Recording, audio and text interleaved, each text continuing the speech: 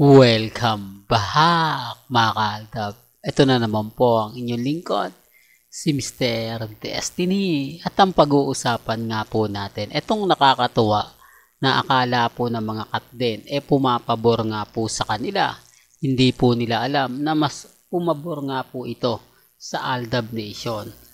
Gaya po ng mga komento nyo at sa mga taong nagbibigay ng update kay Mr. Destiny na Mr. Destiny, nakita mo na nga po ba yung singsing na pinapakalat nila? Anong masasabi mo na meron na palang engagement ring sina Alden Richards at si Catherine Bernardo? Remind ko lang po mga kaalda ba, sa mga hindi po nakakaalam, matagal na pong may wedding ring si Richard Polkerson dahil matagal na nga po itong kasal kay Maine Polkerson. Oops, issue na naman yan, Mr. Destiny. Umagang umaga o tanghali hapon mo, binabad trip mo na naman ang mga Katden fans. Siyempre, damay na rin dyan ang mga Alden fanatics at mga Maine fanatics. Puro ka na naman fake news. Ito mga kaaltab, alam nyo, alam naman po ng lahat at hindi naman lingid sa kanilang kaalaman na si Richard Polkerson at si Maine Mendoza ay matagal na nga pong kinasal. At sinasabi nga po nila, scripted lang daw po o fake news lang daw po yon. Sabi ko nga, wala naman pong problema. Hindi naman po ako namimilit. At dito naman po sa channel ni Mr. Destiny, wala naman pong pilitan. Kung ano lang po yung latest, kung ano lang po yung trending, yun lang naman po yung ihahatid natin. Sa ngayon, masaya po ako sa mga nakikita natin. Sa ngayon, masaya po ako sa mga nababalitaan at na mga nababasa po natin. Ito papaliwanag ko lang po Si Richard Polkerson, laking probinsya po yan. Di po ba nire-respeto at ginagalang po sa kanilang lugar? Sa tingin nyo, ilang araw lang po ba nagkakilala sina Catherine? O sabihin na natin, ilang araw po na nagkahiwalay na sina Catherine at si Daniel Padilla at nagkaroon nga po ng issue na si Alden Richards nga po raw ang nagiging third party. Di po ba nilinaw yan ni Alden Richards na wala po silang relasyon ni Catherine? Nagsabi pa nga siya na kahit mamatay siya, totoo po yung sinasabi niya. Common sense na lang po. Hindi ka magbibitiw ng ganyang salita kung kakainin mo lang. Hindi ka magbibitiw ng ganyang salita kung may feelings o nararamdaman ka sa isang tao. Di po ba? Real talk, mga kaaldab. Kaya nga po akala nila pumapabor yung pinopost nilang wedding ring. Meron nga pong wedding ring. Kaya lang, iba po ang taong engaged na kay Catherine. Ito po yung mga kumakalat na kumbaga bagong boyfriend daw po ni Catherine Bernardo. Sabi ko nga po sa inyo, hindi nga po pwede siyang lumabas ngayon dahil may pelikula ang Hello Love Again Part 2. Na kung titignan mo, kilalang kilala nga po raw ito ni Jorus Gamboa. Marami kasi nagkomento sa akin at marami rin po akong nababasa sa social media. Alam nyo, kaya hindi masyado umeepal ngayon si Jorus dahil kilala niya yung bagong boyfriend ni Catherine Bernardo at talagang malapit din siya sa boyfriend ni Catherine. Kaya nga po raw medyo lumalaylo siya kapag dumidikit si Richard Polkerson at si Catherine. Dumidistansya na siya. Hindi katulad ni Jobert. Di po ba? Kasi si Jobert okay lang naman po ba na magpakilig siya. Hindi niya naman kilala yung dalawa. Hindi niya naman close si Alden Richards. So, hindi katulad ni Jorus, di po ba? Na may respeto siya kay Alden at may respeto din po siya sa bagong boyfriend ni Catherine. Akala po nila nakalamang na sila. Akala po nila pumapabor po sa kanila na kumbaga mayroon ng engagement ring.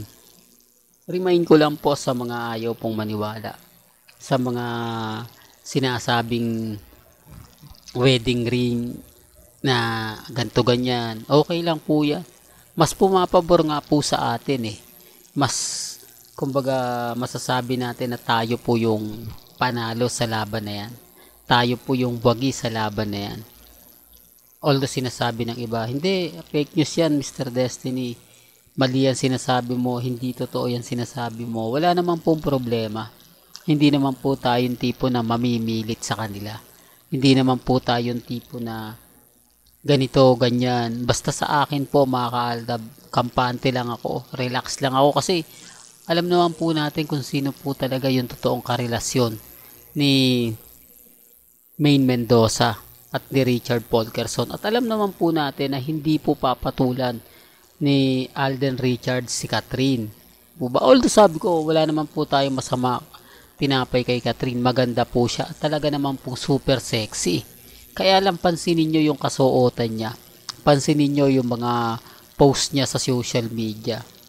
Pag nakita yan ni Daddy Bay, sa tingin nyo, hindi niya sasabihan si Alden na kailangan ganito, kailangan ganon. Kasi hindi naman po nakilala si Catherine sa sobrang sexy. Real talk, mga kaaldab. Kasi si Carla Estrada, stricto din yan. At si Daniel Padilla. Ngayon lang naman po nagpa-sexy ng gusto si Catherine. Simula nung magkahiwalay po sila. Gets nyo na? Hindi ako namimilit ha. Baka sabihin nyo, ikaw talaga Mr. Destiny. Talagang pinupush mo yung ganito, pinupush mo yung ganon. Diba? Sabi ko nga po sa inyo, may mga bagay-bagay po na mahirap nga po talagang ipaliwanag. Lalo na po kapag ang topic natin eto, ako, kampante ako.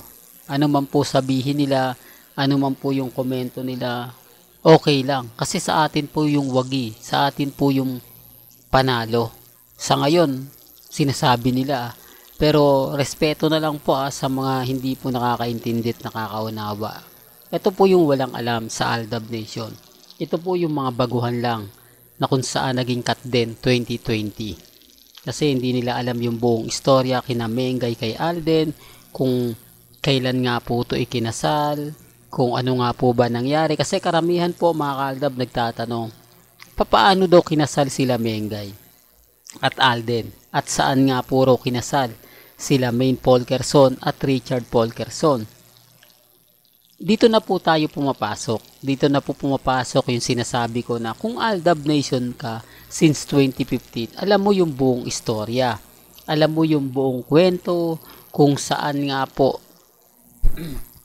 nagpakasal sina Alden at si Main, kung saan nga po unang ibinulgar ni Henyo Master Joey De Leon at yung kumbaga panganganak ni Mengay na kung saan sinabing LBM lang pero 2 weeks po o 1 week po na hindi po siya lumabas sa Eat Bulaga. At nung nakalabas na nga po siya, sinabi sa kanya ni Ma'am Ruby at Piyag Banyo na dahan-dahan lang, baka mabinat. Doon pa lang may mali na no? LBM, 1 week, mabibina. Common sense na lang po. Kaya lang syempre, ito yung sinasabi ko na kapag hindi ka Aldab since 2015 at 2020 ka lang, 2019, hindi mo na siya magigets. Kasi lahat po ng ebidensya at resibo na napapanood ninyo, binura po lahat yon.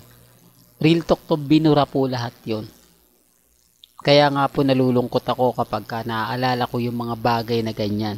Lalo na po yung mga posts ng GMA, PEP, di po ba? Tapos yung mga post nila Nikki, nila Colleen, nila Nanay Dab. Anong po yan ha? Noong mga panahon ng Aldab, updated po yan sa social media nila. Kaya lang syempre nag-disconnect na Kumbaga,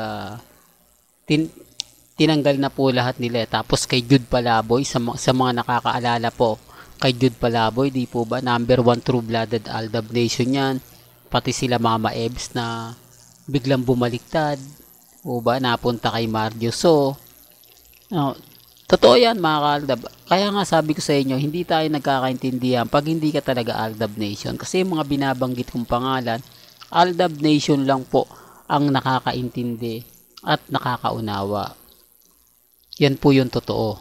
Kaya ang sabi ko sa inyo, ako masaya po ako sa mga nababalitaan at nakikita po natin.